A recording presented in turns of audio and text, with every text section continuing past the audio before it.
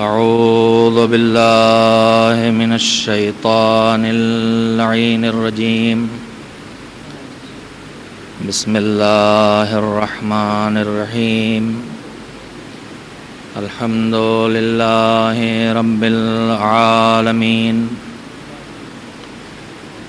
والعاقبة للمتقين والجنة للموحدين والنار للملحدين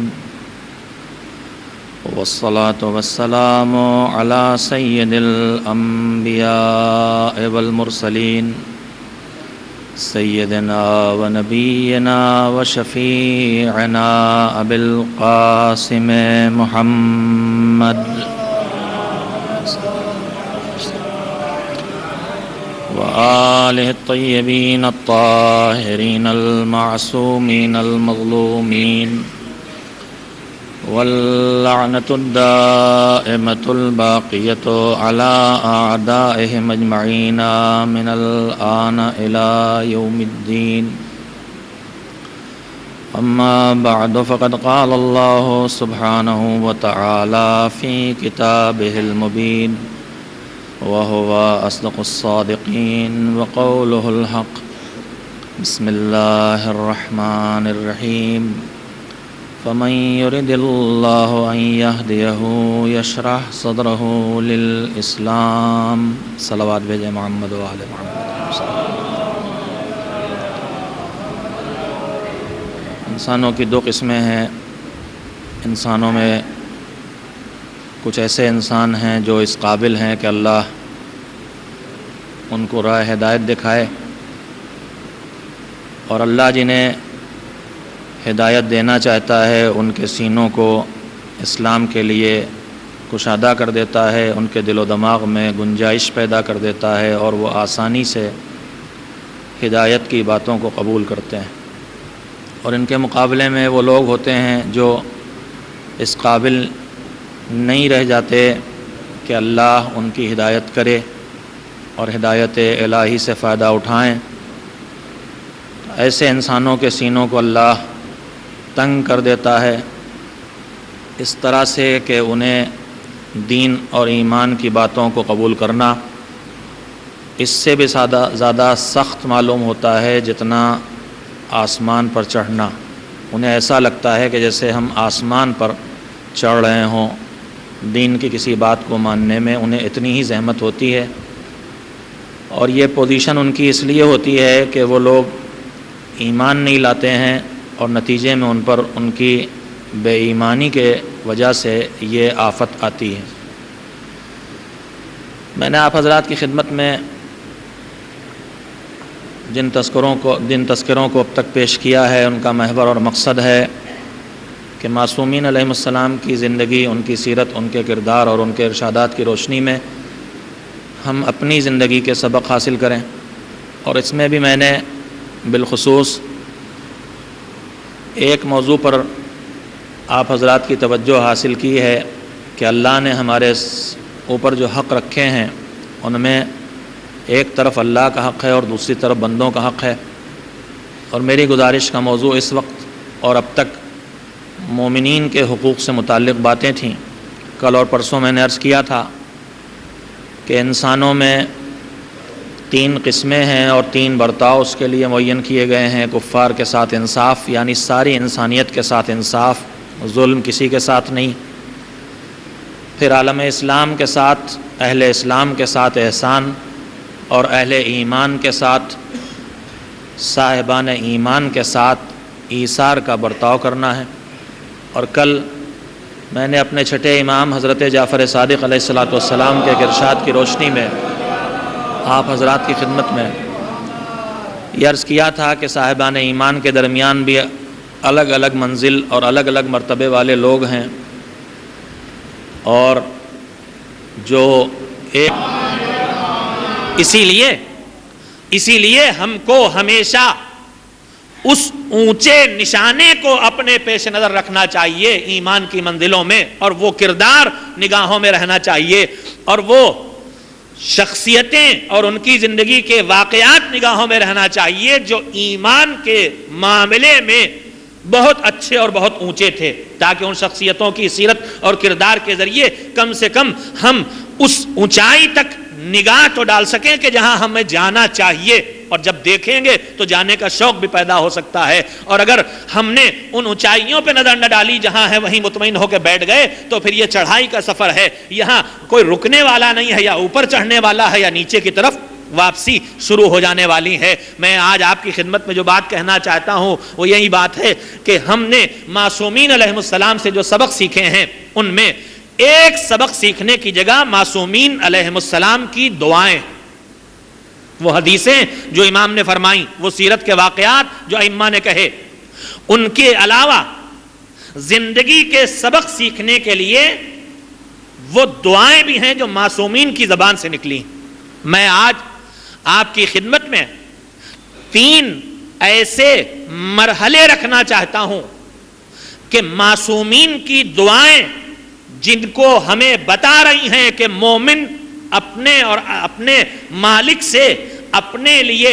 ایمان کے سفر میں کس کس منزل کو مانگے کہ معبود یہاں تک پہنچا دے، یہاں تک پہنچا دے، یہاں تک پہنچا دے۔ 3 دعا کے فقرے ہیں جو میں آپ کی خدمت میں رکھنا چاہتا ہوں، اور میں نے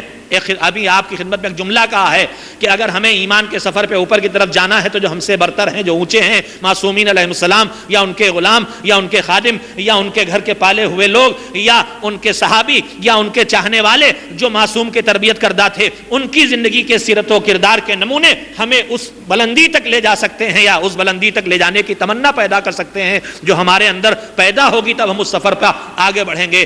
اسی سلسلے میں میں ایک چھوٹا سی جملہ یہ بھی معصومین علیہ السلام کی ہدایت کے ذریعے، ہدایت کے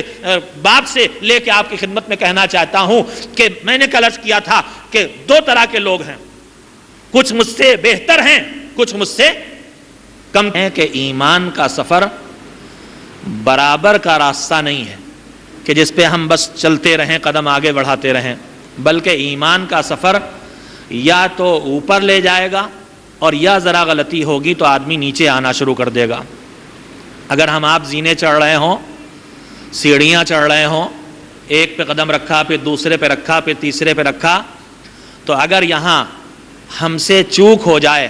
تو کیا ہوتا ہے؟ برابر زمین پہ اگر ہم چلتے چلتے چوک بھی جائیں، پیر پھسل گیا، گڈھے میں پڑ گیا،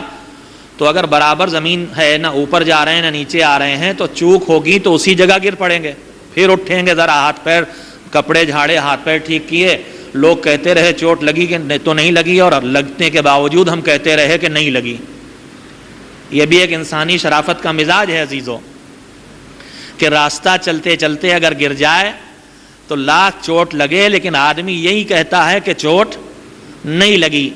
یہ ایک تقریباً انسانی فطرت ہے جو اس بات کی طرف اشارہ کرتی ہے کہ جیسے مادی دنیا میں اگر آدمی غلطی سے ٹھوکر کھا کے چوٹ کھا جاتا ہے تب بھی اسے چھپانے کی کوشش کرتا ہے، ویسی روحانی اور ایمانی دنیا میں بھی اگر راہ ایمان پہ چلتے چلتے کہیں ٹھوکر لگ جائے، جس ٹھوکر کا نام گناہ ہے، تو اس سے جو کردار پہ چوٹ لگی ہے اسے دنیا بھر میں بتانے کی ضرورت نہیں ہے، اسے چھپا کے رکھنے کی ضرورت ہے، صرف اپنے مالک کے سامنے لے جانے کی ضرورت ہے۔ خیر، تو اگر برابر زمین پہ آدمی راستہ چل رہا ہے تو چوٹ گرے، غلطی ہوئی، پیر پھسلا، ٹھوکر کھائی، وہیں پہ گرے گا، وہیں رک جائے گا۔ لیکن اگر اوپر چڑھ رہا ہے تو کیا ہوگا؟ اوپر چڑھنے والا آدمی اگر ٹھوکر کھاتا ہے، پیر غلط پڑ گیا، ٹھوکر لگ گئی، ذرا سے توجہ ہٹ گئی، کیلے کا چھلکا پیر کے نیچے پڑا تھا، تو اب جو گرے گا تو وہیں پہ نہیں گرے گا، اوپر سے نیچے آنا شروع ہو جائے گا۔ میں تھوڑا سے اپنی مثال میں ایک چھوٹی سے تبدیلی اور کرنا چاہتا ہوں تاکہ جو بات کہنا چاہتا ہوں وہ سب تک پہنچ جائے۔ ابھی تک تو میں زینے چڑھنے کی بات کر رہا تھا، پیدل چلنے کی بات کر رہا تھا۔ آپ نے سائیکل چلائی ہے کہ نہیں؟ آپ لوگوں میں بہت سے وہ بیٹھے ہوں گے جنہوں نے سائیکل چلائی ہوگی، کچھ ایسے ہوں گے جنہوں نے سیدھے موٹر سائیکل چلائی، اسکوٹر چلایا، لیکن اکثر ہم میں سے ہیں وہ جنہوں نے بچپن میں کم سے کم سائیکل چلائی ہے۔ تو سائیکل چلانے میں بھی اگر چڑھائی پہ چڑھ رہے ہیں یا برابر زمین پہ چل رہے ہیں، دونوں میں بڑا فرق ہوتا ہے۔ اگر برابر زمین پہ ہم چل رہے ہیں، اگر ہم سائیکل کے پائیڈل پر زور نہ ڈالیں تو سائیکل وہیں پہ رک جائے گی، اگر پیر ٹیک دیں گے تو کھڑے رہیں گے، نہ ٹیکیں گے تو گر پڑیں گے۔ لیکن پیچھے کی طرف ڈھنگنا نہیں شروع کرے گی نا. لیکن اگر ہم چڑھائی پہ سائیکل چلا رہے ہیں، اوپر کی طرف سائیکل چلاتے ہوئے جا رہے ہیں، کسی ہل پہ پہاڑی کی طرف ہمارا رخ ہے اور ہم سائیکل چلا رہے ہیں، تو اگر ہم نے سائیکل میں زور زیادہ لگایا تو اوپر چڑھے گی. اور ایک جگہ وہ آئے گی کہ اگر ہم زور لگائے رہیں گے تو رکے رہے گی. اور اگر ذرا کمزور پڑے تو یہ اوپر چڑھنے کے بجائے پیچھے آنا شروع ہو جائے گی. گاڑی چلانے والے بھی جانتے ہیں کہ گیئر میں ڈال کے چینج کرتے وقت جب چڑھائی پہ گیئر چینج کرنے لگے اور نیوٹرل پہ لے کے آؤ تو نیوٹرل پہ آتے ہی گاڑی پیچھے کی طرف کھسکنا شروع ہو جاتی ہے. لہذا ایکسیلیٹر پہ اتنا پیر رکھنا پڑتا ہے کہ آگے نہ چڑھے تو کم سے کم پیچھے نہ جانے پائے. میں آپ سے کہنا یہ چاہتا ہوں کہ ایمان کا سفر کسی برابر راستے کا سفر نہیں ہے، بلکہ معصومین نے بتایا اس میں ہے درجے، اس میں ہے منزلیں. آدمی ایک کے بعد ایک، ایک کے بعد ایک، ایک کے بعد ایک اوپر کی طرف جاتا ہے. لہذا اگر ہم اتنا زور لگائے رہے کہ ہمارا سفر اوپر کی طرف جاری رہے تو یہ سفر اوپر کی طرف جاری رہے گا. اور اگر اتنا زور نہ لگایا تو پھر ایک منزل وہ بھی آ سکتی ہے کہ اوپر جانے کے بجائے پیچھے کی طرف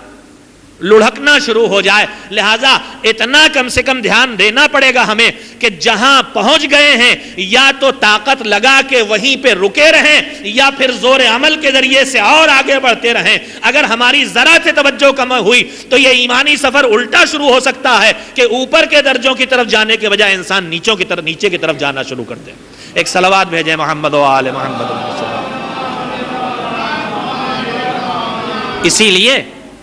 اسی لیے ہم کو ہمیشہ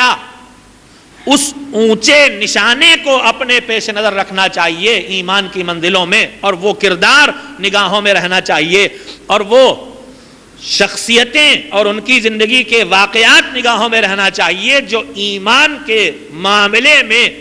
بہت اچھے اور بہت اونچے تھے، تاکہ ان شخصیتوں کی سیرت اور کردار کے ذریعے کم سے کم ہم اس اونچائی تک نگاہ تو ڈال سکیں کہ جہاں ہمیں جانا چاہیے، اور جب دیکھیں گے تو جانے کا شوق بھی پیدا ہو سکتا ہے. اور اگر ہم نے ان اونچائیوں پہ نظر نہ ڈالی جہاں ہے وہیں مطمئن ہو کے بیٹھ گئے تو پھر یہ چڑھائی کا سفر ہے، یہاں کوئی رکنے والا نہیں ہے، یا اوپر چڑھنے والا ہے یا نیچے کی طرف واپسی شروع ہو جانے والی ہے. میں آج آپ کی خدمت میں جو بات کہنا چاہتا ہوں وہ یہی بات ہے کہ ہم نے معصومین علیہ السلام سے جو سبق سیکھے ہیں ان میں ایک سبق سیکھنے کی جگہ معصومین علیہ السلام کی دعائیں، وہ حدیثیں جو امام نے فرمائیں، وہ سیرت کے واقعات جو ائمہ نے کہے، ان کے علاوہ زندگی کے سبق سیکھنے کے لیے وہ دعائیں بھی ہیں جو معصومین کی زبان سے نکلی. میں آج آپ کی خدمت میں 3 ایسے مرحلے رکھنا چاہتا ہوں کہ معصومین کی دعائیں جن کو ہمیں بتا رہی ہیں کہ مومن اپنے اور اپنے مالک سے اپنے لیے ایمان کے سفر میں کس کس منزل کو مانگے کہ معبود یہاں تک پہنچا دے، یہاں تک پہنچا دے، یہاں تک پہنچا دے. 3 دعا کے فقرے ہیں جو میں آپ کی خدمت میں رکھنا چاہتا ہوں. اور میں نے ابھی آپ کی خدمت میں ایک جملہ کہا ہے کہ اگر ہمیں ایمان کے سفر پہ اوپر کی طرف جانا ہے تو جو ہم سے برتر ہیں، جو اونچے ہیں، معصومین علیہ السلام یا ان کے غلام یا ان کے خادم یا ان کے گھر کے پالے ہوئے لوگ یا ان کے صحابی یا ان کے چاہنے والے جو معصوم کے تربیت کردہ تھے، ان کی زندگی کے سیرت و کردار کے نمونے ہمیں اس بلندی تک لے جا سکتے ہیں یا اس بلندی تک لے جانے کی تمنا پیدا کر سکتے ہیں جو ہمارے اندر پیدا ہوگی، تب ہم اس سفر پر آگے بڑھیں گے. اسی سلسلے میں ایک چھوٹا سی جملہ یہ بھی معصومین علیہ السلام کی ہدایت کے ذریعے، ہدایت کے باب سے لے کے آپ کی خدمت میں کہنا چاہتا ہوں کہ میں نے کل عرض کیا تھا کہ 2 طرح کے لوگ ہیں، کچھ مجھ سے بہتر ہیں، کچھ مجھ سے کمتر ہیں. کن معنی میں؟ ہر آدمی جس منزل پر ہے ایمان کی، اس سے اوپر بھی لوگ ہیں، اس سے نیچے بھی لوگ ہیں. اسی طرح سے دنیا کی زندگی میں بھی کچھ لوگ ہوتے ہیں جو دنیا کے لحاظ سے بہتر ہیں، کچھ دنیا کے لحاظ سے کمتر ہیں، کمزور ہیں. ہر آدمی اگر دیکھے تو کچھ ایسے اسے دکھائی دیں گے جو اس سے بہتر ہیں دنیاوی لحاظ سے، اور کچھ ایسے دکھائی دیں گے جو کمتر ہیں دنیاوی لحاظ سے. جو بہتر ہیں ان کے پاس مکان ہم سے اچھا، گاڑی اچھی، کاروبار بڑا، اور جو کمتر ہیں ان کی روزی ہم سے کم، ان کی صحت ہم سے خراب، ان کے رہنے کی جگہ ہم سے کمزور. تو آدمی جہاں بھی ہے، چاہے دنیا کے لحاظ سے ہو، چاہے دین کے لحاظ سے، چاہے مال دنیا کے لحاظ سے ہو، چاہے ایمان کے لحاظ سے، جہاں بھی ہوتا ہے اس سے بہتر لوگ بھی ہوتے ہیں اس کے سامنے، اور اس سے کمتر لوگ بھی ہوتے ہیں، دنیاوی لحاظ سے بھی، دینی لحاظ سے بھی۔ معصومین نے زندگی بسر کرنے کے جو سبق ہم کو دیے ہیں اور جو سلیقے سکھائے ہیں، اور یہ کوئی نئی بات نہیں ہے، موضوع سے متعلق ہے اس لیے میں آپ کے سامنے اس کو یاد دلا رہا ہوں صرف آپ کو۔ معصومین نے پرسکون زندگی بسر کرنے کے جو سبق اور سلیقے سکھائے ہیں، اس میں ایک سلیقہ یہ بھی سکھایا ہے کہ اگر تم پرسکون زندگی بسر کرنا چاہتے ہو، چین کی زندگی بسر کرنا چاہتے ہو، خلیش سے خالی زندگی بسر کرنا چاہتے ہو، تو دیکھو دنیا میں تم سے کچھ بہتر ہے، کچھ کمتر ہیں، اور کچھ دین میں تم سے بہتر ہے، کچھ کمتر ہیں۔ تو اگر تم اچھی زندگی بسر کرنا چاہتے ہو تو دنیا میں جو تم سے کمتر ہیں ان پر ہمیشہ نگاہ رکھو، اور دین میں جو تم سے بہتر ہیں ان پر ہمیشہ نگاہ رکھو۔ اس لیے کہ اگر دنیا میں جو تم سے بہتر ہوں گے ان پہ نگاہ رکھو گے، ان کے پاس گاڑی ہے میرے پاس نہیں ہے، فوراً شکوہ پیدا ہوگا، ان کے پاس مکان ہے میرے پاس نہیں ہے، فوراً خیال آئے گا معلم نے ہمارے ساتھ وہ برتاؤ نہیں کیا جو اس کے ساتھ کیا، ان کے پاس اولاد ہے ہمارے پاس نہیں۔ تو دنیا میں جو تم سے بہتر ہیں ان کو دیکھو گے تو شکوہ پیدا ہوگا، اور دنیا میں جو تم سے کمتر ہیں انہیں دیکھو گے، مالک تیرا شکر ہے اس کے پاس تو رہنے کا ٹھکانہ نہیں، میرے پاس کم سے کم رہنے کا ٹھکانہ تو ہے، مالک تیرا شکر ہے وہ تو ایک وقت کی روٹی کا محتاج ہے، تو انہیں فراغت کے ساتھ روزی تو دی ہے۔ تو دنیا میں جو بہتر ہے اسے دیکھو گے تو شکوہ پیدا ہوگا، دنیا میں جو تم سے کمتر ہے اسے دیکھو گے تو جذبہ شکر پیدا ہوگا۔ شکوہ پیدا ہوتا ہے تو نعمتیں چھیننا شروع کر دیتا ہے، شکر پیدا ہوتا ہے تو نعمتیں لانا شروع کر دیتا ہے۔ لہذا کمتر پہ نگاہ رکھو تاکہ جذبہ شکر کے ذریعے بہتر ہوتے چلے جاؤ۔ صلوات بھیجے محمد و آل محمد۔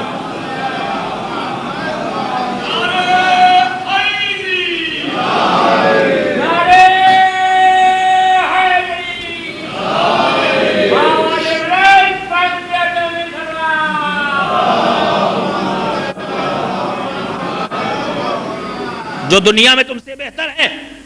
اسے نہیں، جو تم سے کمتر ہے، جو تم سے کمزور ہے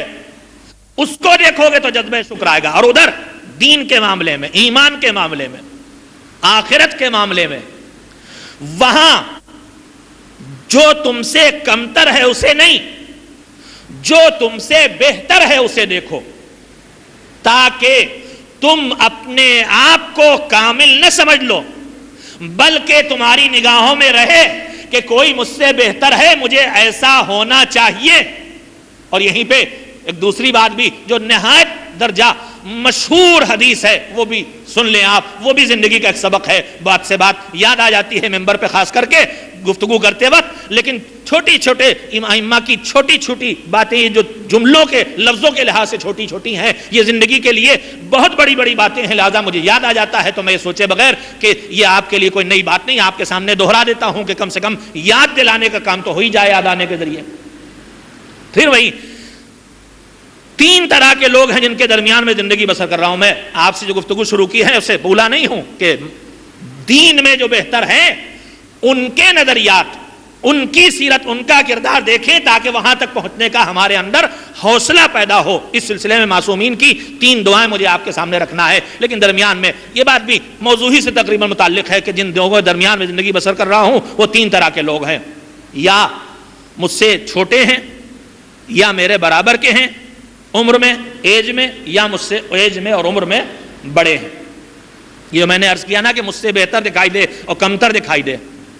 تو اس سلسلے میں ایک اور ہدایت معصوم آپ کو سنانا چاہتا ہوں۔ ایک صلوات بھیجے محمد و آل محمد۔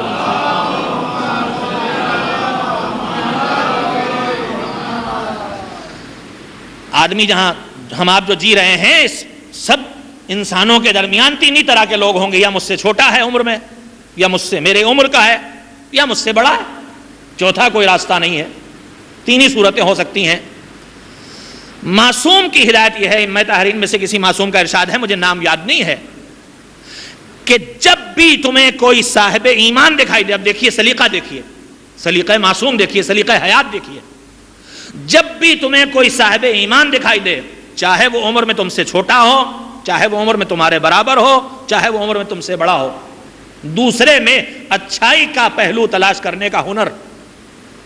کہا وہ جب بھی تمہیں دکھائی دے چاہے تم سے چھوٹا ہو اسے اپنے آپ سے بہتر سمجھو، برابر ہو اسے بھی اپنے سے بہتر سمجھو، بڑا ہو اسے بھی اپنے سے بہتر سمجھو۔ اب ان تینوں میں جو مجھ سے بڑا ہے اس کے بارے میں وہ مجھ سے بہتر ہے، برتر ہے، اس کے سمجھنے میں تو کوئی دقت نہیں۔ لیکن جو برابر والا ہے، جب برابر والا ہے، جتنی ایج میری اتنی عمر اس کی،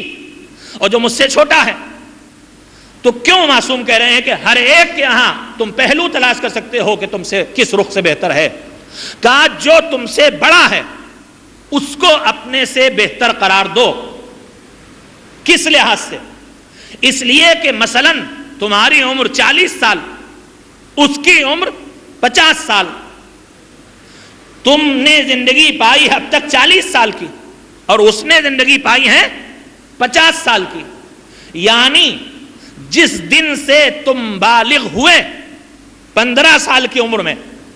15 سال سے 25 سال تمہیں ملے ہیں اللہ کی عبادت کرنے کے، نیکیاں کرنے کے۔ 40 سال کے ہوئے تو 15 سال سے 25 سال ملے ہیں، اور جو 50 سال کا ہو گیا اسے 35 سال ملے ہیں۔ تو جو تم سے عمر میں زیادہ دکھائی دے اسے اپنے آپ سے اس رخ سے بہتر قرار دو کہ جتنی عمر تمہیں اللہ کی اطاعت و عبادت کے لیے ملی ہے اس سے زیادہ گنجائش اور زیادہ موقع اس کو ملا ہے، تو چونکہ اسے نیکیوں کا موقع تم سے زیادہ ملا ہے لہذا اس کی نیکیاں تم سے زیادہ ہوں گی، اس لیے وہ تم سے بہتر ہے۔ اور اسی کا بالکل دوسرا پہلو، چلیے اگر اس دلیل کو قبول کر لیا جائے کہ اس کی عمر مجھ سے زیادہ، اسے نیکیوں کا موقع مجھ سے زیادہ ملا اس لیے وہ مجھ سے زیادہ بہتر ہے، تو فوراً ذہن میں سوال پیدا ہوتا ہے کہ ٹھیک ہے مجھ سے جو 10 سال بڑے ہیں ان کو 10 سال چانس زیادہ ملا ہے نمازیں پڑھنے کا، روزہ رکھنے کا، خیرات کرنے کا، اطاعت و عبادت کرنے کا، اس لیے وہ مجھ سے بہتر ہے، ان کی نیکیاں مجھ سے زیادہ ہیں۔ لیکن جو مجھ سے چھوٹا ہے اسے تو مجھ سے کم موقع ملا، میں ہوں 40 سال کا، وہ ہے 30 سال کا، وہ تھے 50 سال کے، انہیں 10 سال زیادہ ملے تھے، یہ ہیں 30 سال کے اور میں ہوں 40 کا، انہیں 10 سال مجھ سے کم ملے ہیں۔ 15 سال کے جب سے ہوئے یہ، انہیں 15 سال ملے نیکیاں کرنے کے، اور میں 15 سال کا ہوا تو 40 سال کا ہوں، مجھے 25 سال ملے نیکیاں کرنے کے، ان سے 10 سال مجھے زیادہ ملے ہیں۔ تو اگر جو مجھ سے عمر میں بڑا تھا اسے میں نے اس لیے بہتر قرار دیا کہ اسے نیکیوں کا موقع زیادہ ملا اس لیے اس کی نیکیاں مجھ سے زیادہ ہوں گی، تو یہ عمر میں مجھ سے چھوٹا ہے، اس کو عمر کم ملی ہے، مجھ سے 10 سال پیچھے ہے مجھ سے، اسے نیکیوں کی گنجائش کم ملی ہے، اب یہ کیسے بہتر ہوا؟ امام نے کہا ذرا انداز فکر بدل لو تمہیں پھر نیکی کا پہلو مل جائے گا۔ کہا اسے عمر کم ملی، اسے نیکیاں کرنے کا موقع کم ملا ہے، تمہیں عمر زیادہ ملی، تمہیں نیکیوں کا موقع زیادہ ملا ہے، لیکن یہ بھی تو سوچو کہ جب عمر کم ملی ہے تو جہاں نیکیوں کا موقع کم ملا ہے وہیں گناہوں کا موقع بھی کم ملا ہے۔ تمہیں عمر زیادہ ملی ہے تو جہاں برائیوں نیکیوں کا موقع زیادہ ملا ہے وہیں گناہوں کا موقع بھی زیادہ ملا ہے، لہذا جو تم سے چھوٹا ہے اس کے بارے میں اس انداز سے سوچو کہ اس کی عمر مجھ سے کم ہے لہذا اسے گناہوں کا موقع کم ملا ہے، اس کی برائیاں مجھ سے کم ہوں گی اس لیے یہ مجھ سے بہتر ہے۔ دونوں دلیلیں دونوں طرف کی سمجھ میں آنے والی ہیں۔ اب مسئلہ نہ یہ دلیل نہ وہ دلیل برابر والے کے لیے میں نے کہا کہ کوئی نئی حدیث نہیں ہے، مگر یہ کام آنے والی باتیں ہیں اس کی یاد دلانا بھی ایک کام ہے۔ کہا جو تم سے برابر ہے اسے اپنے آپ سے بہتر سمجھو۔ اب اسے کیوں بہتر سمجھیں؟ اس کی عمر میری عمر برابر ہے، اسے جتنا موقع نیکیوں کا ملا اتنا ہی موقع مجھے ملا، اسے برائیوں کا جتنا موقع ملا اتنا ہی موقع مجھے ملا ہے، تو اب اسے اپنے سے بہتر کیسے سمجھوں؟ زیادہ سے زیادہ برابر ہے، دونوں طرف موقع برابر ملا، نیکیوں کا موقع بھی برابر ملا، گناہوں کا موقع بھی برابر ملا، برابر کیوں سمجھوں؟ بہتر کیوں سمجھوں؟ زیادہ سے زیادہ برابر سمجھوں۔ تو پھر تیسرا رخ سجایا، کہا جو چھوٹا ہے اسے نیکیوں کا موقع کم مگر گناہوں سے بچنے کا موقع کم ملا ہے اس لیے بہتر ہے، جو بڑا ہے اسے نیکیوں کا موقع زیادہ ملا ہے اس لیے بہتر ہے، جو برابر والا ہے اسے موقع تو تمہارے برابر کا ملا ہے، نیکیاں کرنے کا بھی اور گناہ کرنے کا بھی، لیکن پھر ایک فرق ہے تمہارے اور ان کے درمیان، تم اپنی ایک خطا اور گناہ اور غلطی سے واقف ہو جتنے گناہ تمہارے ہوں، لیکن جو تمہارے برابر والا ہے تم اس کی خطاؤں اور گناہوں سے واقف تو نہیں ہو، اگر 2-4 جانتے بھی ہو تو تمہیں کیا پتا ہے، اس لیے جب تمہیں اپنے گناہوں کا یقین ہے تو پھر ہو سکتا اس کے گناہ تم سے کم ہوں، تو چونکہ امکان ہے تمہارے گناہ اس سے زیادہ ہو، اس کے گناہ تم سے کم ہو، اس لیے وہ تم سے بہتر قرار پائے گا۔ ایک صلوات بھیجے محمد و آل محمد۔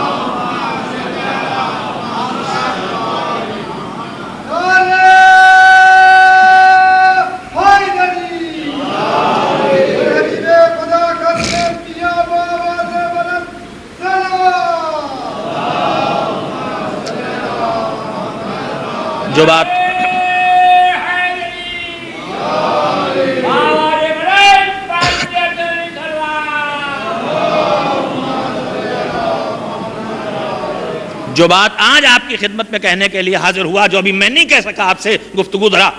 ابتدا میں طویل ہو گئی ہے، میں نے آپ کی خدمت میں کہنا یہ چاہا ہے کہ ایمان کا سفر پستی سے بلندی کی طرف، آدمی نیچے سے اوپر کی طرف جا رہا ہے، کم سے کم اتنی توجہ ضروری ہے کہ جہاں ہے وہاں رہے، اس سے نیچے نہ جائے، اور زیادہ کوشش اس کی ہونا چاہیے کہ سفر بہتری کی طرف جاتا رہے، بہتری کی طرف، اونچائی اور بلندی کی طرف، ایمان کی اعلیٰ منزلوں کی طرف، معرفت کی اعلیٰ منزلوں کی طرف جانے کے لیے جو اعلیٰ لوگ تھے، جو اونچے لوگ تھے، جو برتر اور بہتر لوگ ہیں، جن کی برتری اور بہتری ساری دنیا کو پر آشکار ہے، اور جو جن کی برتری اور بہتری کو پوری دنیا قبول کرتی ہے، ان کی تمناؤں کو اگر ہم دیکھیں، ان کی دعاؤں میں، تو ہمیں اندازہ ہوگا کہ آدمی مومن کے مرحلے کتنے ہو سکتے ہیں ایمان کی منزلوں میں۔ ماہ مبارک رمضان میں آپ جو دعائیں پڑھتے ہیں، یہ تینوں فقرے جو میں آپ کی خدمت میں عرض کر رہا ہوں، یہ ماہ مبارک رمضان کی دعاؤں کے فقرے ہیں، اور رمضان المبارک میں بالخصوص ایسی دعائیں ہیں جس میں معصومین کی زبان سے ہمیں مانگنے کے لیے وہ خزانے مل گئے ہیں کہ جو معصوم نہ بتاتے تو ہمارے دل و دماغ میں وہ باتیں آتی بھی نہ کہ ہم اپنے مالک سے مانگیں۔ ماہ مبارک رمضان میں جو دعائیں پڑھی جاتی ہیں ان میں ایک دعا افتتاح ہے، جو ہر رات میں، ہر شب میں پڑھی جاتی ہے۔ دعا افتتاح ایک طولانی دعا ہے جو مسجدوں میں رمضان میں پڑھی جاتی ہے۔ اس میں ایک جگہ پہ ایک جملہ ہے، میں اس جملے کے عرض کرنے سے پہلے آپ کی خدمت میں عرض کروں کہ جب ایمان کا سفر شروع ہوتا ہے تو ایمانی زندگی میں پہلا مرحلہ یہ آتا ہے کہ جو کچھ تقاضائے ایمان ہے اس کو سیکھا جائے، اس کو سمجھا جائے اور اسے قبول کیا جائے۔ یہ پہلی منزل ہے، سمجھنے کی منزل۔ معلوم ہوا کہ توحید کا اقرار کر لیا، توحید کے اقرار کے بعد خدا نہ کرے عدل الہی کا مسئلہ سمجھ میں نہیں آ رہا، الجھنیں پیدا ہو رہی کہ اللہ عادل ہے تو پھر یہ ایسا کیوں ہوا، اور اللہ عادل ہے تو ایسا کیوں ہوا۔ جو اکثر لوگ ذرا سی باتوں میں گفتگو، ارے اللہ، اکثر لوگ بڑے، جسے کہنا چاہیے جسارت سے ایسی باتیں کہہ دیتے، ہم ہی ملے تھے اس کے لیے۔ ایک ذرا سے گھر میں کوئی آفت آ گئی، ایک مصیبت آ گئی تو فوراً شروع کر دیتا ہے کہ ہم ہی ملی تھے اس کے لیے۔ عجیب و غریب انداز فکر ہے، حالانکہ یہ جملہ جو ہوتا ہے، بیماری آ گئی، کچھ دنوں تک تندرستی کا شکار رہے، کچھ پریشانیاں مسلسل پیدا ہو گئیں تو چاروں طرف نظر ڈال کے وہی خرابی کہاں سے آتی ہے؟ اپنے سے بہتر کو دیکھنے سے دنیا میں۔ ان کے یہاں فارغ البال ہیں، ان کے پاس پیسے، ان کی سب ٹھیک ٹھاک ہے، بدماش بھی ہیں، چور بھی ہیں، سب کچھ ہیں، اور ہم نمازی، روزے دار، مگر ہم ہی ملے تھے۔ یہ ہم ہی ملے تھے آدمی کہہ تو جاتا ہے مگر سوچتا نہیں ہے کہ کتنی خطرناک بات کہہ رہا۔ ہم ہی ملے کا مطلب کیا ہوتا ہے؟ یعنی آدمی یہ سمجھ رہا ہے کہ جو مصیبت ہمارے اوپر آئی ہے یہ اللہ کی طرف سے ظلم ہے ہمارے اوپر، عدل الہی کو اندر سے قبول نہیں کر رہا۔ حالانکہ انہی دعاؤں میں، شاید شب جمعہ کی دعاؤں میں ایک جملہ ہے، انما یحتاج الی الظلم ضعیف، مالک تیرے یہاں کوئی ظلم ہو ہی نہیں سکتا، اس لیے کہ ظلم کا راستہ تو وہ اپناتا ہے جو کمزوری محسوس کرے۔ عجیب و غریب فقرہ ہے، ظلم کا راستہ بظاہر ظالم طاقتور ہوتا ہے، مگر حقیقت یہ نہیں ہے۔ ظلم کرنے والا جب اپنی کمزوری کا احساس کرتا ہے تب ظلم کے راستے پر آتا ہے۔ خیر، میں دوسرے موضوع پہ اس وقت نہیں جانا چاہتا ورنہ بات میں بات پھیل جائے گی اور آپ کے دماغ بکھر جائیں گے۔ تو عزیزو، اسی دعا میں دعا افتتاح کا فقرہ ہے جو میں آپ کی خدمت میں عرض کرنا چاہ رہا تھا کہ پہلی منزل ایمان کی ہے کہ جو سمجھے اور مانے اور قبول کرے، یہ ہے پہلی منزل، اور سب کچھ سمجھے اور سب کچھ قبول کرے۔ یہ نہیں کہ دین کے کچھ حصے کو مانا اور کچھ حصے کو نہیں مانا۔ توحید کے تو قائل ہیں مگر ہماری سمجھ میں عدالت نہیں آ رہی ہے، یہ بیماری کیوں ہے اور یہ موت کیوں ہو گئی اور یہ زلزلہ کیوں آ گیا، یہ مسائل کھڑے ہوتے ہیں، آدمی شکوک و شبہات کا شکار ہو جاتا ہے۔ برزخ کا معاملہ سمجھ میں نہیں آتا ہے کہ کیسے سب زندہ کیے جائیں گے، صدیاں بیت گئیں کیسے اٹھائے جائیں گے۔ تو کبھی ایسا ہوتا ہے کہ آدمی کچھ چیزوں کو قبول کر لیتا ہے اور کچھ چیزوں کے ماننے میں آناکانی کرنے لگتا ہے، اسے قبول نہیں کرتا ہے۔ اگر آپ غور فرمائیں گے، اگرچہ میری بات شاید آپ کے ذہنوں کو تھکا دینے والی ہے، مگر میں آپ سے امید رکھتا ہوں کہ جیسے آپ نے روزانہ میری گزارش پہ توجہ فرمائی ہے، آج کی اصطلاح میں اس خشک بیان پر آج بھی سوکھی ساکھی مجلس کو صلوات کے ذریعے ذرا تر کرتے رہیں۔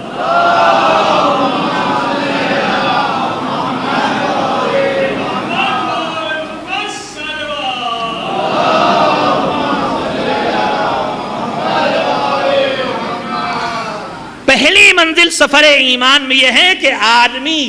جو کچھ تقاضائے ایمان ہے اس سب کو سمجھے اور مانے۔ ایسا نہ ہو کہ کچھ کو مانے اور کچھ کو کہتا ہمیں سمجھ نہیں آتا صاحب، یہ ہم نہیں مانتے، ہم نہیں قبول کرتے، میرا کہنا تو یہ ہے۔ آپ نے دیکھا ہے نا روزانہ کی زندگی میں ہر چوتھا آدمی میرا خیال تو یہ ہے، میرا کہنا، ارے میری حیثیت کیا ہے کہ میرے کہنے کی کوئی قیمت ہو مالک کے سامنے؟ یہ میرا کہنا کس کے کہنے کے سامنے ہے؟ اللہ کے کہنے کے سامنے، پیغمبر کے کہے کے سامنے، معصومین کے کہے کے سامنے؟ ذرا یہ تو سوچ کے بولے آدمی۔ میرا کہنا یعنی جو وہ کہہ رہے ہیں وہ نہیں ماننے پہ تیار ہے، میرا خیال تو یہ، میرا کہنا تو یہ۔ تو پہلی منزل یہ ہے کہ آدمی اس نوبت سے باہر نکل آئے، مالک جو تو کہے گا وہ مانیں گے اور جو تو منوائے گا وہ مانیں گے، یہ پہلا مرحلہ۔ اس کے بعد دوسری منزل، تینوں فقرے میں جو آپ کی خدمت میں عرض کر رہا ہوں دعاؤں کے سہارے، دوسری منزل آتی ہے کہ جو کچھ اس نے کہا وہ مان تو لیا، مگر جو کچھ مانا اس میں سے کیا کیا کیا نہیں کیا۔ مان لینا ایک الگ چیز ہے، مان لیا کہ نماز واجب ہے، اس میں بحث نہیں کرتے، مگر پڑھنے کے معاملے میں آ کے کمزوری ہے، کبھی پڑھی کبھی نہیں پڑھی، کبھی دھیان دیا اور کبھی دھیان نہیں دیا۔ مان تو لیا کہ اللہ نے میرے مال میں حق رکھا ہے، اس سے انکار نہیں کیا۔ اور یہ بھی یاد رکھیے گا کہ خود ماننا اور انکار کرنا یہ بھی بڑی قیمتی چیز ہے۔ مان لینے کے مقابلے میں کبھی کبھی کسی چیز کا انکار صرف اس چیز کا انکار نہیں بنتا۔ میں پھر دو جملے آپ کی خدمت میں کہنا چاہتا ہوں کہ کفر جیسے اللہ کے نہ ماننے کو کہتے ہیں، جیسے پیغمبر کے نہ ماننے کو کہتے ہیں، جیسے قیامت کے عقیدے کے انکار کو کہتے ہیں، جیسے قرآن کے انکار کو کہتے ہیں، ویسے ہی آپ توضیح المسائل میں پڑھیں، نجاسات کے بیان میں آپ کو فقرہ ملے گا کہ اسی طرح سے وہ لوگ جو ضروریات دین کا انکار کریں۔ ضروریات دین کا مطلب کیا ہے؟ یعنی دین کی وہ سامنے کی باتیں، وہ عام باتیں جن کو سارے مسلمان مانتے ہیں، اگر ان میں سے کسی کا کوئی مسلمان انکار کرے، اللہ کا انکار نہیں کر رہا، پیغمبری کا انکار نہیں کر رہا، امامت کا انکار نہیں کر رہا، قیامت کا انکار، قرآن کا انکار نہیں کر رہا، بلکہ ضروریات دین، مثلا پوری دنیا میں سارا عالم اسلام مانتا ہے کہ نماز واجب ہے۔ اب اگر کوئی نماز کے وجوب کا انکار کرے، سارے مسلمان کہتے ہیں روزہ واجب ہے، کوئی کہے روزہ واجب نہیں، سارے مسلمان کہتے ہیں حج واجب ہے، کوئی کہے نہیں، ہم حج کے لیے پیسے جمع ہوں گے تو غریبوں میں تقسیم کر دیں گے، حج کرنے نہیں جائیں گے، اس سے زیادہ بہتر کام ہے، حج واجب نہیں ہمارے اوپر۔ کوئی کہے مثلا سارا مسلم اسلام قبول کرتا ہے کہ خواتین کی ذمہ داری میں ایک حجاب بھی ہے، اس کے حدود میں فرق ہے، لیکن حجاب سے کسی کو انکار نہیں، کوئی اس کا انکار کرے۔ اس طرح کی چیزیں کہ جن کو سارے مسلمان مانتے ہیں، اگر کوئی ان میں سے کسی چیز کا انکار کرے، مثلا کوئی کہے کہ قیامت سے ہمیں انکار ہے، نہیں یہ نہ کہے قیامت کے حساب و کتاب سے مجھے انکار ہے، سارے عالم اسلام کے لوگ حساب و کتاب کے قائل ہیں۔ تو اب یہ چیزیں جو سوال و جواب، حساب و کتاب جیسی چیزیں ہیں جن کو سب مانتے ہیں، ان کا انکار ضروریات دین کا انکار کہلاتا۔ کیا مطلب؟ یعنی اس کے انکار سے قرآن کے انکار کا نتیجہ نکلتا ہے۔ اگر کوئی کہتا نماز واجب نہیں ہے تو اس کا مطلب وہ نماز کا انکار نہیں کر رہا ہے، وہ قرآن کا انکار کر رہا ہے، اس لیے کہ قرآن کھلا کہہ رہا مثلا نماز واجب ہے، اور جو قرآن کا انکار کر رہا ہے وہ رسالت کا انکار کر رہا ہے۔ تو وہ دین کی سامنے کی چیزیں کہ جن کا انکار قرآن کا اور رسالت کا انکار بن جائے وہ بھی کفر کہلاتی ہیں۔ میں نے آپ کی خدمت میں عرض کیا ہے کہ یہ پہلا مرحلہ ہے کہ آدمی پہلی دعا یہ کرے اپنے مالک سے کہ وہ سب جو تو مجھ سے منوانا چاہتا ہے وہ سب میں مانوں۔ اس کے بعد دوسری منزل کہ جو کچھ میں نے تیرے کہنے سے مان لیا ہے اب اس پر عمل کرنے کی منزل آتی ہے۔ میرے بھائی، میرے نوجوان میرے سامنے تشریف فرما ہے، میں ان کا انتہائی شکر گزار ہوں کہ باہر کے ٹھنڈے ماحول سے تھوڑا اندر تشریف لے آئے ہیں تاکہ یہاں میرے سامنے صرف ملائکہ کا مجمع نہ رہے بلکہ کچھ انسانوں کا مجمع بھی ہو جائے۔ ایک صلوات بھیجے محمد و آل محمد۔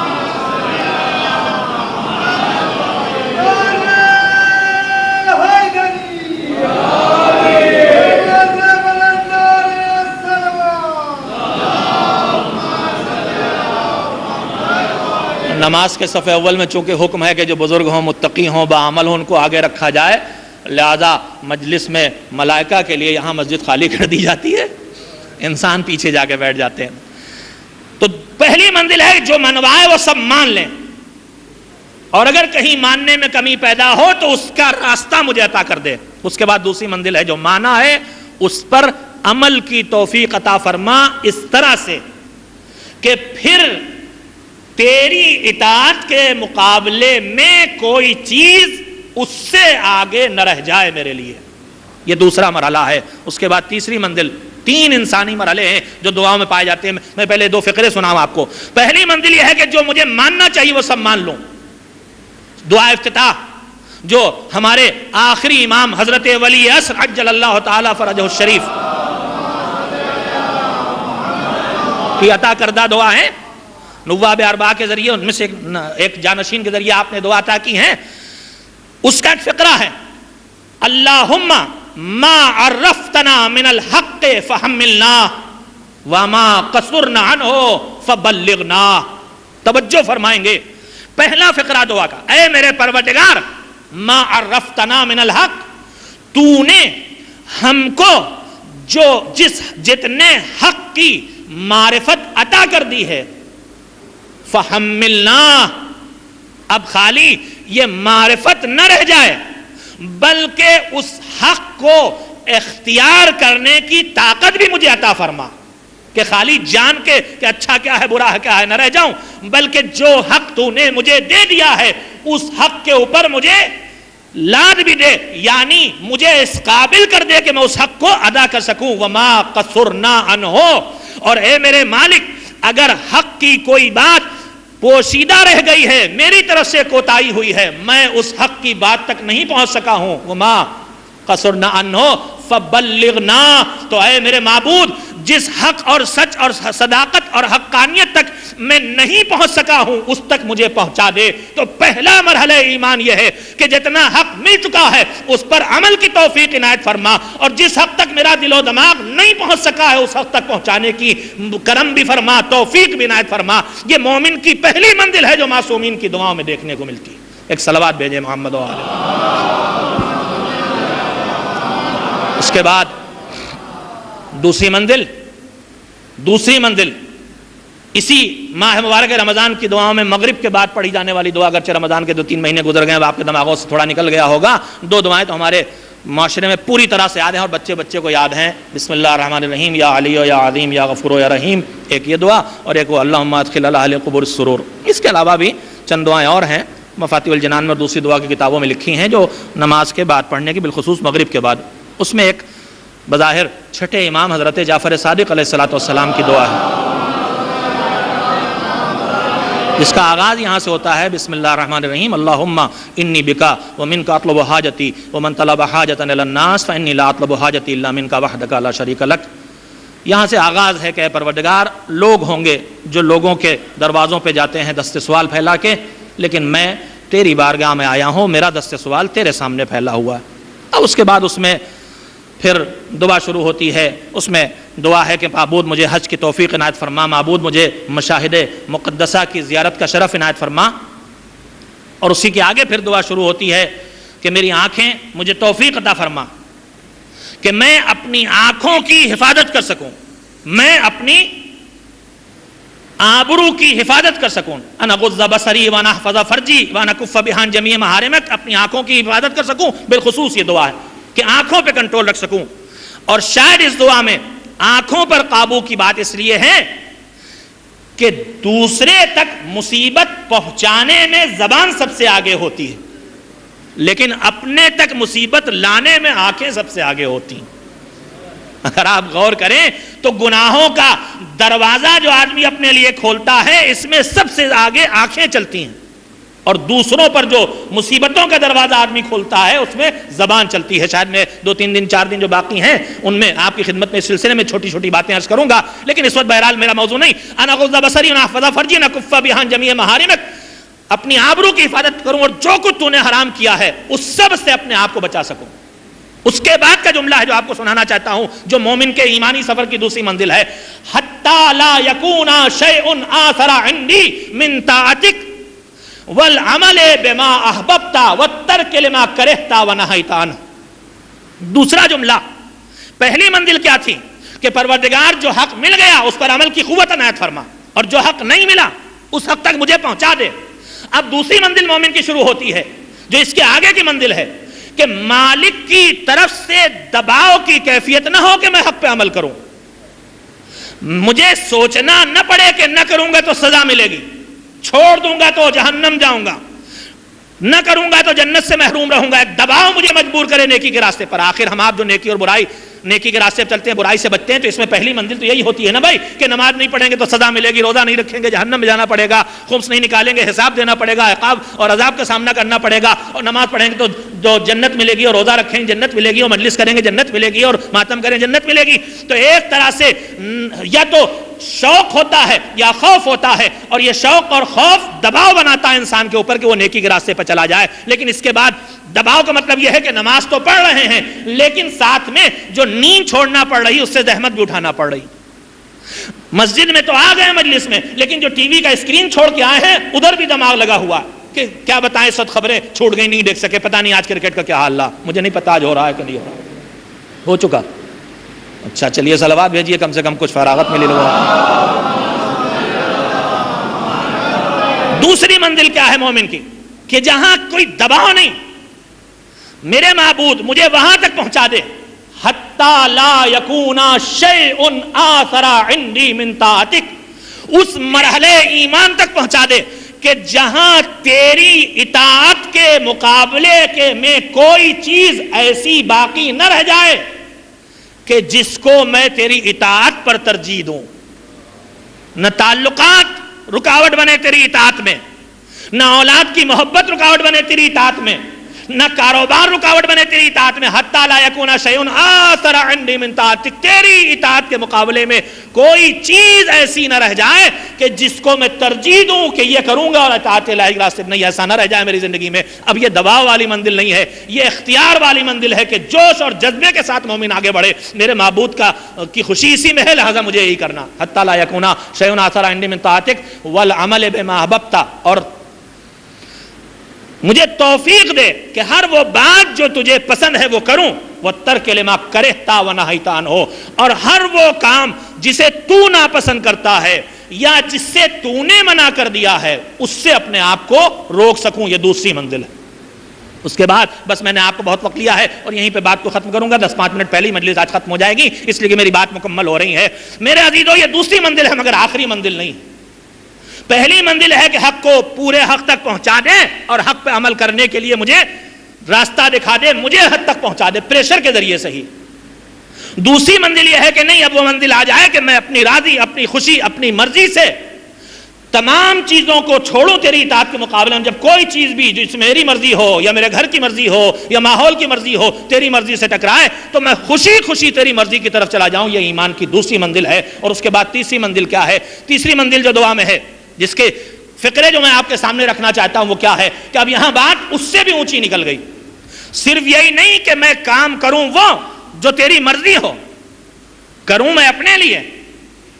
لیکن مرضی تیری ہو. اب تیسری منزل آتی ہے جس میں پھر دعا ہے. وہ کون سی منزل ہے؟ ان تنتصر علی دینک ولا تستبدل بی غیری. یہ بہت اونچی کوالٹی ہے مومن کی. کہا میرے معبود مجھے اس مرحلے تک پہنچا دے کہ جہاں میرا کام ہو تیری رضا کے لیے، لیکن یہ کام میرا کام نہ ہو بلکہ میرا کام اتنا اونچا ہو جائے میرا کام اتنا اونچا ہو جائے کہ تو میرے کاموں کو دین کی مدد کے لیے استعمال کرنے لگے اور دین کی مدد مجھ سے لے، میرے بدلے میں کسی اور سے مدد نہ لے۔ یہ ایمانی سفر کا وہ عروج ہے کہ جہاں بندہ اس کمال پہ پہنچ جاتا ہے کہ بندہ عمل انجام دیتا ہے اور مالک اسے اپنا عمل کہلاتا ہے۔ تاریخ اسلام گواہ ہے، پالا تھا ابو طالب نے محمد عربی کو، مگر اللہ کہہ رہا ہے کہ ہم نے تمہیں یتیم پایا تو پناہ دی۔ یہ وہ آخری منزل ایمان ہے ابو طالب کی کہ ابو طالب پرورش محمد کر رہے ہیں اور اللہ کہہ رہا ہے یہ ہمارا کام ہے، یہ ہم نے انجام دیا۔ صلوات بھیجیں محمد و آل محمد۔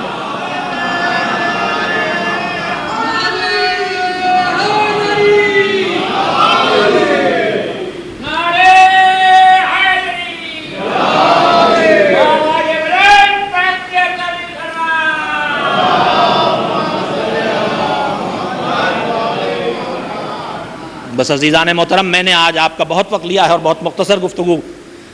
مفہوم کے لحاظ سے کی ہے، پیغام کے لحاظ سے کی، وقت کے لحاظ سے نہیں عرض کر رہا ہوں۔ میں نے آپ کی خدمت میں جو بات آج کہنا چاہیے ہے کہ دین کے مرحلے میں، ایمان کی منزل میں ہماری نگاہیں ہمیشہ اوپر رہنا چاہیے، اونچے سے اونچے، اوپر سے اوپر،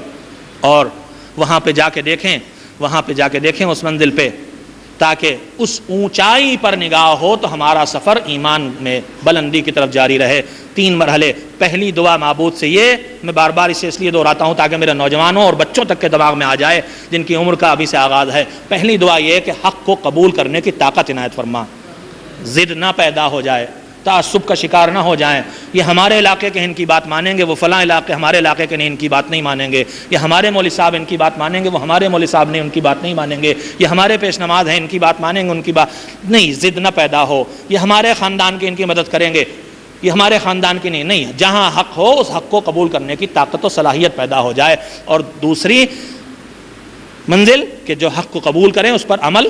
کرنے کی بھی توفیق عنایت کر دے۔ اس کے بعد دوسری منزل آتی ہے کہ حق پر عمل کرنے اور حق کو قبول کرنے کی منزل وہاں تک پہنچ جائے کہ مالک کی بارگاہ میں بندہ کہہ سکے کہ دنیا کی کوئی چیز بھی اگر سامنے آئے گی تو اسے ترجیح نہیں دوں گا، تیرے حکم کو ترجیح دوں گا، تو جو کہے گا وہ کروں گا۔ اور تیسری بات یہ آ جائے کہ پھر مرحلہ وہاں پہ پہنچ جائے کہ عمل بندے کا ہو اور مالک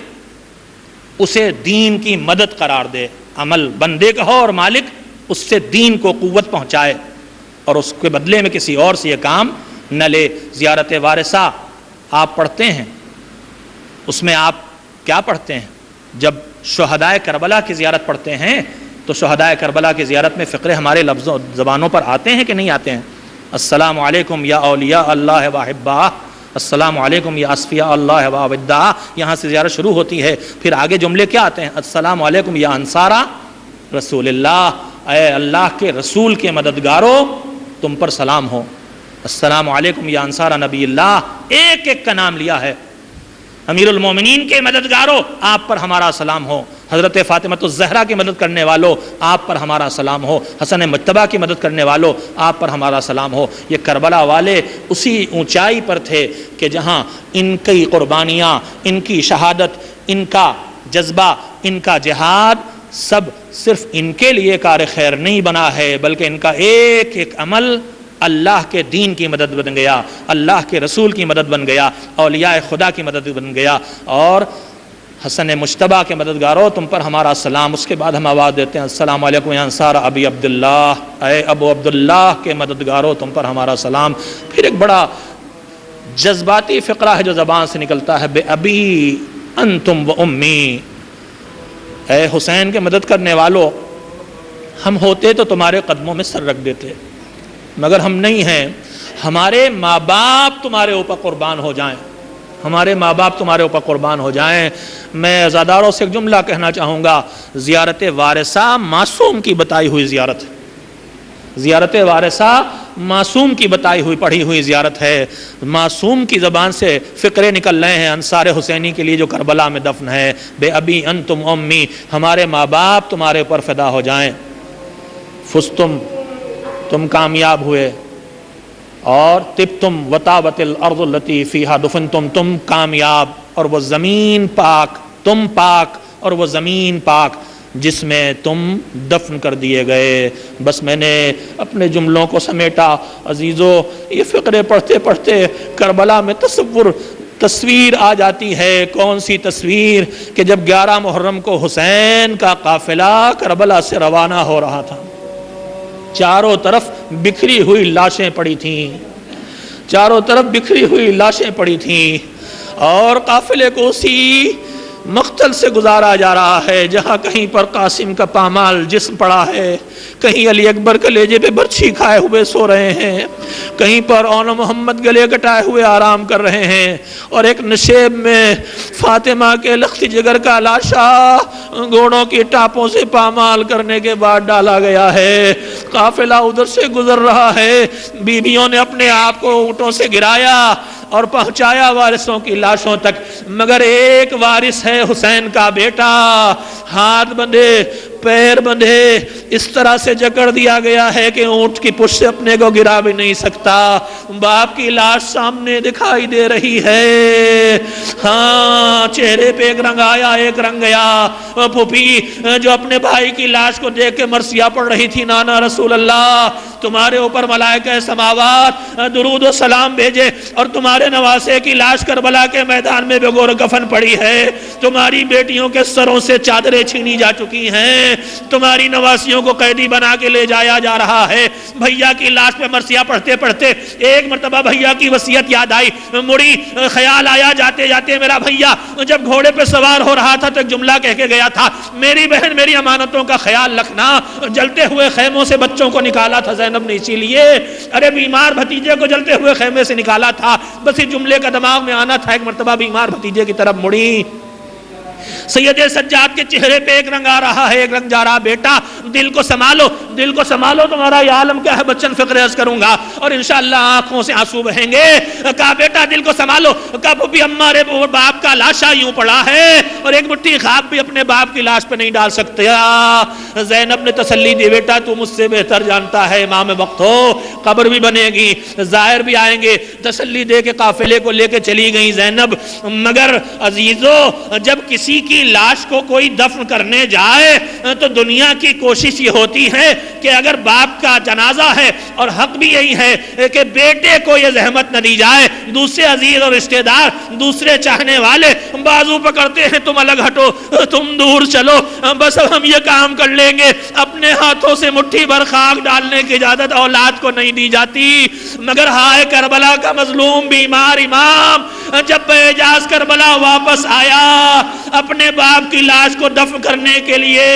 اور انصار کی لاش کو دفن کرنے کے لیے، ارے تو کون تھا خاندان میں؟ ارے چچا تھا تو ترائی کے کنارے بازو کٹا کے سو رہا تھا، دوسرا چچا تھا تو گردن کٹا کے کوفے میں سولی پہ لٹکا دی گئی تھی لاش، اور چچا تھے تو مدینے میں بیماری کے عالم میں، کوئی بزرگ کوئی خود کوئی نہیں ہے، بس چند بنی اسد ہیں جو کسی کو پہچانتے نہیں ہیں۔ سید سجاد لاشوں کو دیکھ رہے ہیں، ارے یہ حبیب بن مظاہر کا جنازہ ہے، یہ مسلم کی لاش ہے، یہ ایک ایک لاش اٹھا اٹھا کے دے رہے ہیں، لو ایک بڑی سی قبر کھود کے اس میں سب کو دفن کر دو۔ پھر ایک جوان تک پہنچے، کلیجے پر برچھی کا نشان، اللہ کسی کو کسی جوان بھائی کی میت اس عالم میں نہ دکھائے، مجھے نہیں معلوم میرے آقا نے کیسے ان فرائض کو انجام دیا۔ جوان بھائی کی لاش اٹھوائی، بابا کے قدموں میں لا کے دفن کر دو۔ پھر وہ وقت آیا کہ بوڑھے باپ کے تک پہنچے، ٹکڑوں ٹکڑوں جسم ہے، پامال جنازہ ہے، کہ چٹائی اٹھا کے لاؤ، ارے باپ کی لاش اٹھا رہا ہے بیمار کربلا، گھر والوں میں کوئی نہیں ہے، تنہا ہے بیمار، شاید آواز دی ہو اے نجف کے دادا علی آ کے میری مدد کرو، ارے میں اپنے باپ کی لاش تنہا دفن کر رہا ہوں۔ وَسَيَعْلَمُ الَّذِينَ ظَلَمُوا أَيَّ مُنْقَلَبٍ يَنْقَلِبُونَ أَلَا لَعْنَةُ اللَّهِ عَلَى الْقَوْمِ الظَّالِمِينَ۔ الہی محمد و آل محمد علیہ السلام کا واسطہ ہماری اس عبادت کو قبول فرما، بار الہ ہمارے تمام اعمال خیر کو قبول فرما، الہی بحق معصومین ہماری خطاؤں اور گناہوں کو معاف فرما۔ اہل بیت طاہرین علیہم السلام کا واسطہ، بالخصوص بیمار کربلا کا واسطہ ہم میں جو بیمار ہیں انہیں شفا عنایت فرما، ظلم و ستم کا شکار ہیں انہیں آزادی عنایت فرما، دنیا بھر میں پھیلے ہوئے مومنین و مومنات کی حفاظت فرما۔ بار الہ ہم سب تیرے محتاج ہیں، ہماری حاجتوں کو پورا فرما، ہماری دعاؤں کو بطفیل محمد و آل محمد علیہ السلام قبول فرما۔ بیمار کربلا کا واسطہ، شہدائے کربلا کا واسطہ، اسیران اہل حرم کا واسطہ، معصومین کا واسطہ، ہمارے اعزاء و اقارب جو دنیا سے جا چکے ان پر رحمت نازل فرما۔ معبود ہم سب مشتاق ہیں اپنے گھر کی زیارت کے ساتھ ساتھ ہمیں مزارات مقدسہ کی زیارت کا شرف عنایت فرما، زندگی میں ایک بار نہیں بار بار اور ہر سال یہ شرف عنایت فرما۔ بار الہ وقت موت، بعد موت ہمیں معصومین کی انوار مقدسہ کی زیارت کا شرف عنایت فرما، ہمیں اس قابل بنا کہ ہم ان کی شفاعت کو حاصل کر سکیں اور اس کے ذریعے نجات حاصل کر سکیں۔ بار الہ وارث حسین، وارث ائمہ، وارث انبیاء پردہ غیب میں تیرے اذن کا منتظر ہے، ولی عصر کو اذن ظہور عنایت فرما اور ہم سب کو ان کے انصار و اعوان میں شمار فرما۔ ایک بار سورہ حمد اور 3 بار سورہ توحید کی تلاوت فرما کے مرحومین کو روح کو ہدیہ کر دیں جن کے نام آپ کی خدمت میں پیش کیے جا رہے ہیں۔ مرحومہ حاجیانی نور بانو بھائی بنت حسین بھائی، مرحوم سلیمان بھائی ابن غلام حسین، مرحوم محمد علی بھائی حاجی بھائی سوڈا والا، مرحوم مریم